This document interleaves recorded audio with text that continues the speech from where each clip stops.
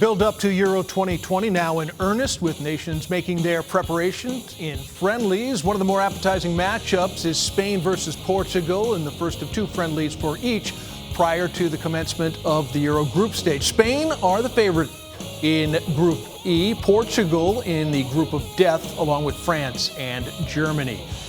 And following this very closely, Janusz Michallik, welcome, buddy. Lots of eyes will be on that Spain-Portugal for a little preview. That's coming from Madrid, the first of two friendlies each will undertake. So let's start with Spain.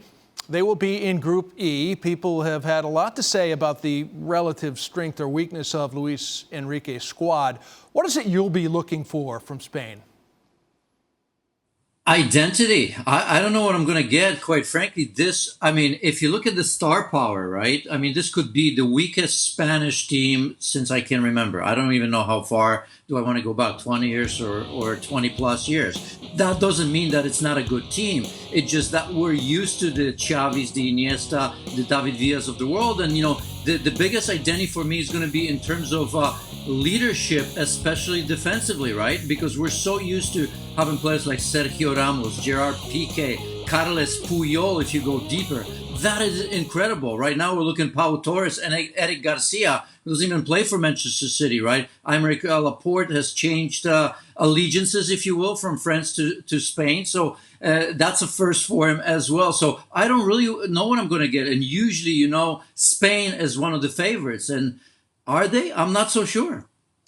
All right, as defending champs, Portugal, they have been drawn to the group of death. Ronaldo, of course, will be in the squad with the all-time international goal-scoring record, perhaps within reach.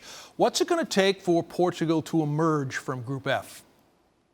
Well, group of death, or it could be a group of boredom, really, because when you look at these teams, they're massive, they won't want to lose, and they all have pragmatic managers. Because think about it, Didier Deschamps, when he won the World Cup, France didn't really play all that great. Well, all the big names that they've had and so much talent, but that's how you win championship. It has to be defensively sound. Fernando Santos. Another one for Portugal. Portugal is a team that will defend first. You look at Bernardo Silva, of course, Cristiano Ronaldo. They're very much capable. Diogo Jota will be there or thereabout. João Felix. So they have the players. It is the golden generation. It's been a golden generation for a while now. But I think given the group and given the opponents, and let's add Jogi Löw, that's his last go-around, and Germany don't seem to be playing at their best. I just think it's going to be cagey. And, I know that 4 third-place teams go through. And because of that, I think this is going to be cagey. And I don't think we're going to see the best of Portugal. All right, let's move on to Italy, who figures to be the favorite in Group A. They play a friendly versus Czech Republic on the weekend. Also a tough call, always, on who to include and who gets left out. What do you think of Mancini's Azzurri squad? Well, look, he's been incredible, right? It's been such a long time since Italy has lost a game. And, there were times where they didn't qualify, which is not that long ago, of course, as we remember.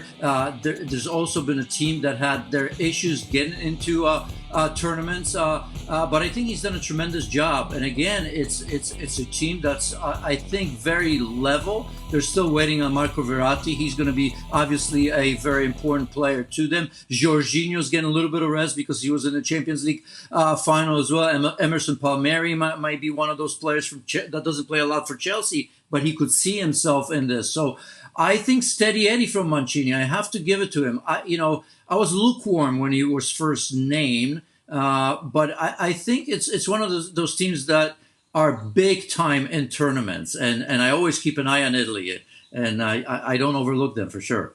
And we'll be keeping an eye on it as well. Janusz Michallik, thank you.